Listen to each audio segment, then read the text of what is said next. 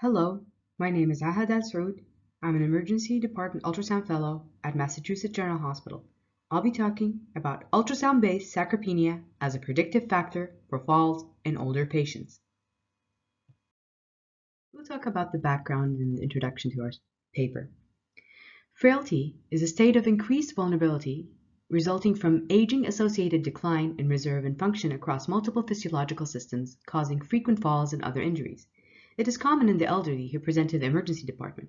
It is usually assessed by evaluating the degree of muscle loss or sarcopenia by using the CT scan. Currently, there is lack of data on the use of ultrasound-measured sarcopenia in the emergency department to assess short-term outcomes of geriatric patients. Real-time point-of-care ultrasound assessment of muscle thickness provides an innovative method in assessing the degree of frailty, predicting risk of fall for geriatric patients in the emergency department. Our objective is to compare ultrasonographic measurements of sarcopenia in older emergency department patients with the FRAIL scale, which stands for fatigue, resistance, ambulation, illness, and loss of weight, and also including the grip strength. Second objective is to identify those at greatest risk for poor short-term outcomes using the STEADY score, which stands for Stopping Elderly Accidents, Death, and Injury by the CDC. How we did the study. Study setting. It was a single-center prospective cohort study using a convenient sample of patients aged 65 or older. Data collected was over 1 month. The follow-up was done 1 month after the initial data that was collected to assess for falls, emergency department visits, hospital visits, modifications of fall risk, and subjects' perception of their own health. Study measurements. Subjects completed an assessment of their frailty using the FRAIL scale. The FRAIL scale includes 5 components: fatigue, resistance, ambulation, illness, and loss of weight. FRAIL scale ranges from 0 to 5, 1 point for each component. 0 is the best and 5 is the worst. A person is considered frail if the score ranges from 3 to 5, and pre-frail if the score is 1 to 2, and robust if the score is 0.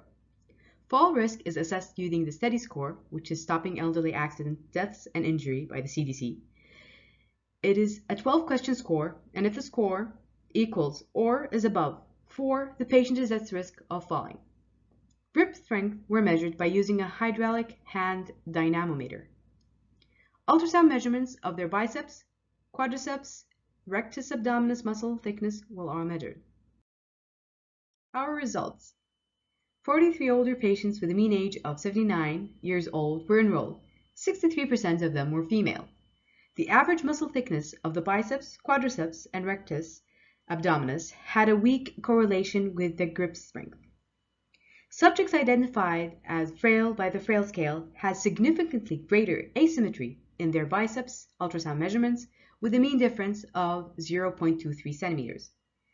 A predictive logistic regression model using average quadriceps thickness and biceps asymmetry was found to reasonably identify frail patients with the area under curve of 0.72. This is the ROC curve, which is the receiver operator characteristic curve, of average quadriceps thickness and biceps asymmetry as a predictor of frailty.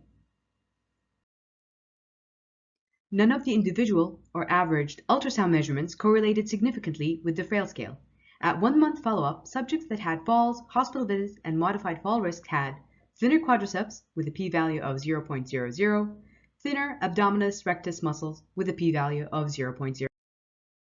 In conclusion, thinner quadriceps muscles were associated with multiple fall risk factors, including fear of falling, cane or walker use, needing to rush to the toilet, being on medications to help with dizziness. Ultrasound measurements of sarcopenia in older patients provides another method to identify frail patients at risk for falls and declining health. Thank you for listening to me. You can scan for the contact info or the Twitter account. See you next time.